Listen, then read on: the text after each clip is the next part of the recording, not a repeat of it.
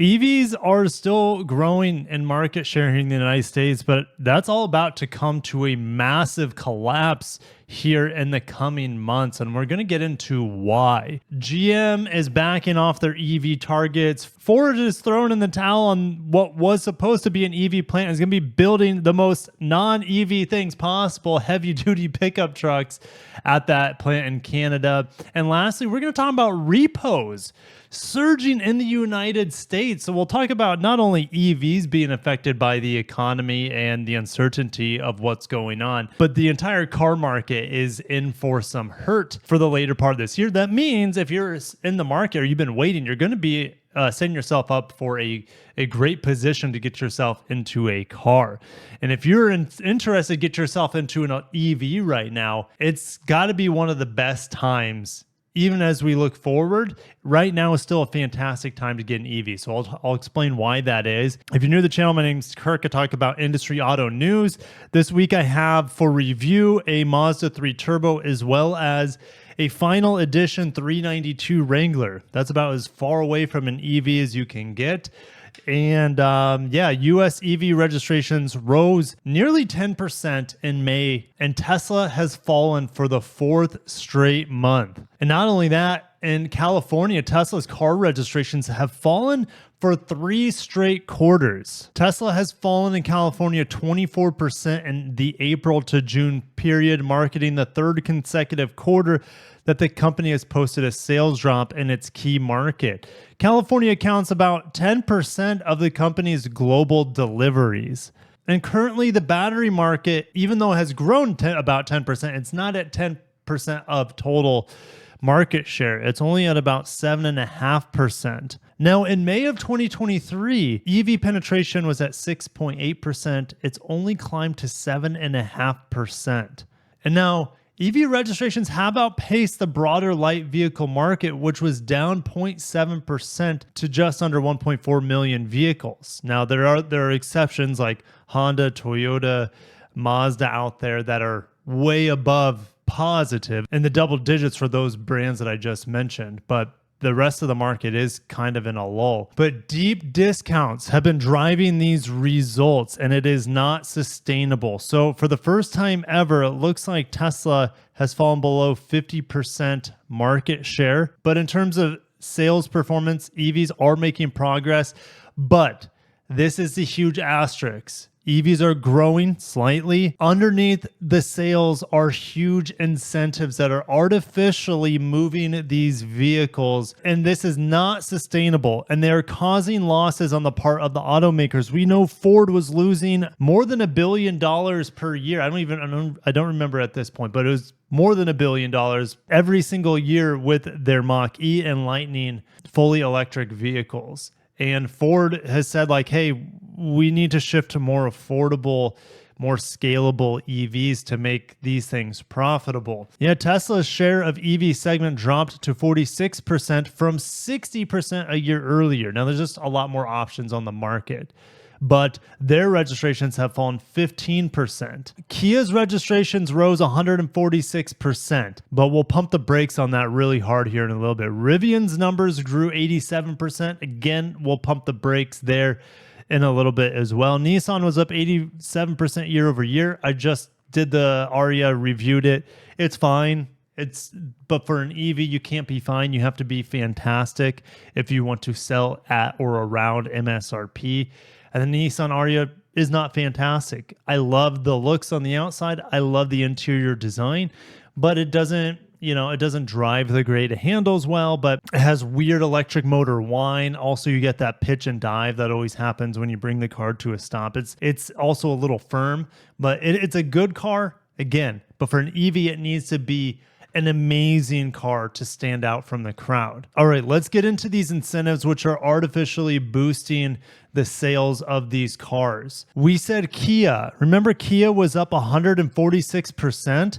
They're bleeding money to move these EVs. In May, the Kia EV6 reached nearly $17,000 per car that they have to put on the hood in order to move it. All right, that sounds like an awfully cheap lease deal. And that's the thing, only lease EVs if you pay cash for an EV or finance an EV, it's one of the worst financial decisions you've probably ever made in your life, unless for some reason you got it for bargain basement price. But these things do not hold their value. MSRP, no one really knows what these vehicles cost on the market, and that's what they just have to keep putting money on the hood of them to move them because people are interested. The EV9, which I've heard amazing things about from my colleagues, I want to drive it so bad.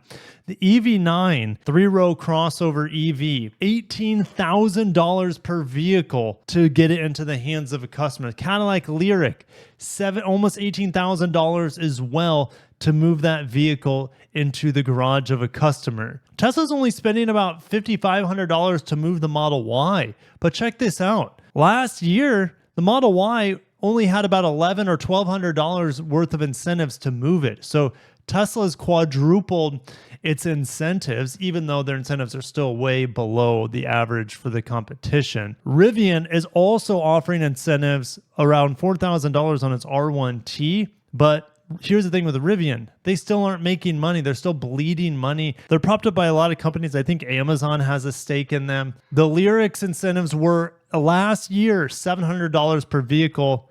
Now they are $17,000 per vehicle. Carl Brower from IC Cars. EV makers have little choice but to offer attractive deals, cut production, or stay mostly on the sidelines.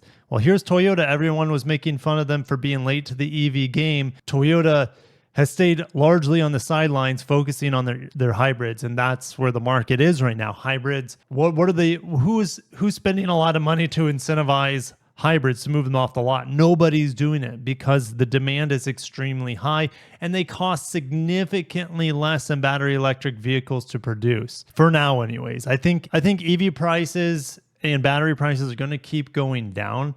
It's just that right now they're still too expensive to entice new customers. So we've kind of hit this maximum penetration with the current market around 7 or 8%. Any more than that is going to require some huge changes in the market, like massive incentives, which is not sustainable by these automakers, or they're going to have to find ways to bring down the production cost of these cars, which will happen, but it's not going to happen overnight.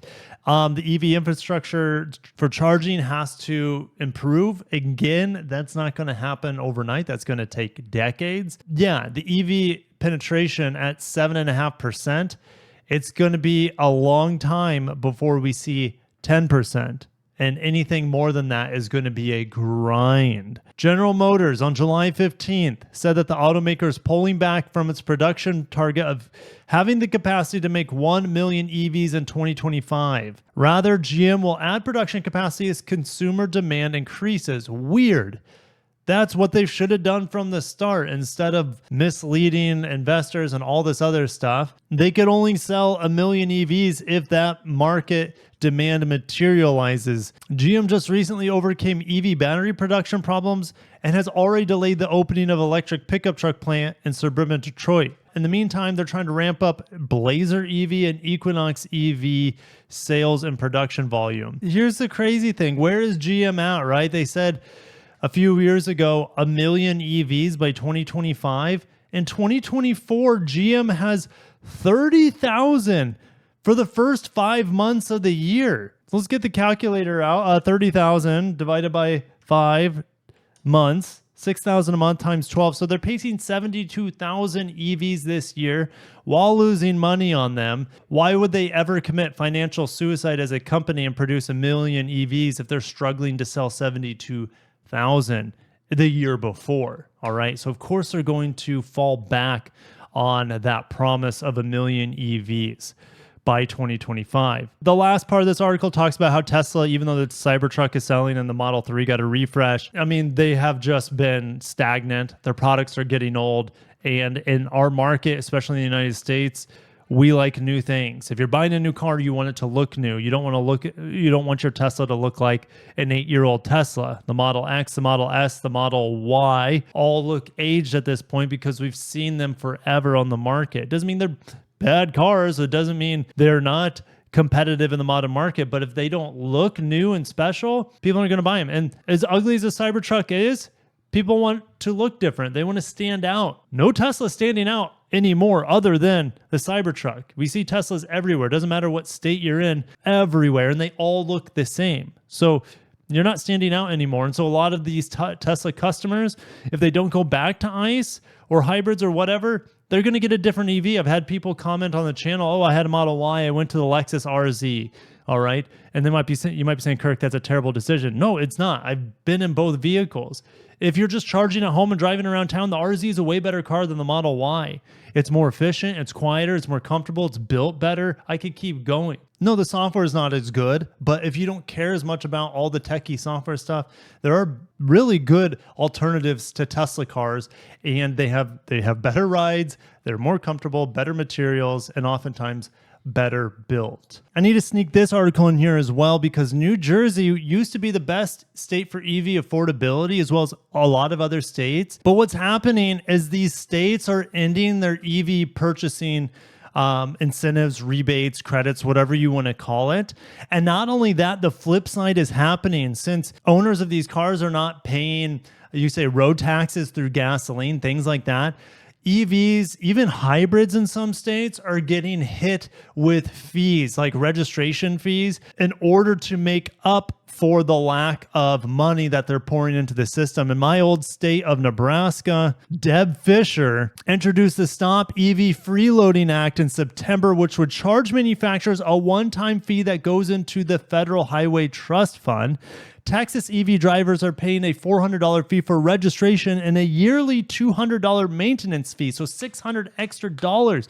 So if you think you're saving money on EVs because you're not paying for gas, that's false in a lot of these states where they're nickel and diming you because you're not buying gas. Now, Texas, of course, they have so much oil. It doesn't surprise me they have these fees. Where the oil companies maybe have some lobbying to do with it.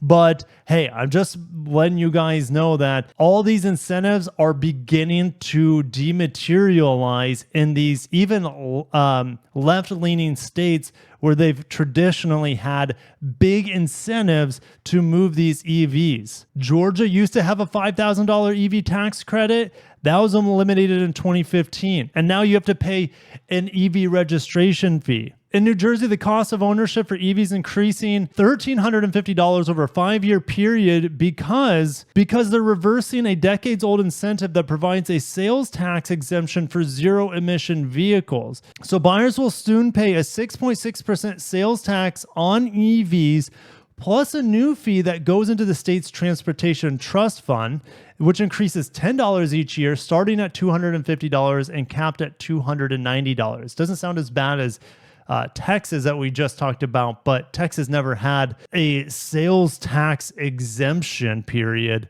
for buying an EV. That doesn't sound sustainable. It's not sustainable. These things are ending, just like the incentives on these EVs from these manufacturers will eventually being phased out over time as well. It looks like if you want to buy an EV, the best states right now for doing that is Colorado and Illinois. All right, let's get into some repos. This is alarming, guys. Auto repos have surged 23% in the first half of 2024. Americans are falling behind on payments. High interest rates, high inflation, hitting household budgets. Like, for example, rent has gone up for everyone. For me, it's gone up $500 since 2021, since I moved into this rental house that I'm in right now. $500, that's a car payment right there. Right? If we look at new car payments, by the way, they say it right here, $739 for a new car payment and $549 for a used car payment. Check out these interest rates, 7.3% for a new car. That's average. Now, there are deals to be had, and I remember seeing, is it the CX-90? Because I get so many ads on my videos. Yeah, for example, CX-90, this is not an ad for Mazda. But, you're able to get plug-in hybrid lease cash if you lease the CX-90 plug-in hybrid. That is an awesome loophole. You're also able to finance the vehicle at 3.9%, but I don't know why you would finance it when you got $7,500 lease cash waiting for you. And we don't know how well this Mazda CX-90 is going to keep its value. Mazdas keep their value pretty well as a reliable Japanese brand, but time will tell. But That's a pretty tempting deal right there. And you guys know how much I like the Mazda CX-90. Anyways, I do sound like an advertisement. But there are deals to be had on interest rates, assuming you have good credit. If you don't, well, you shouldn't be buying a new car. But if you're buying a used car, the average, my gosh, is 11.5%. I financed my van, my 2013 van, when I bought it a few years ago, and it was at 11%. I have well, I wouldn't say like I have the world's best credit, but it's well over 700. I'll just say that. I'm not going to be too specific. And I put like $3,000 down. It was a $25,000 vehicle. I paid, as soon as I could pay it off, I paid it off because there's no way in hell I want to be paying $500 a month on a used car and a ton of that going to the interest rate. So the car market, new and used, is in a tough position. Not only are interest rates high, increasing the price of your payment, but car prices are higher pretty much than they've ever been in history, except for a few high points throughout the last 2 years due to supply shortages, but that's an anomaly.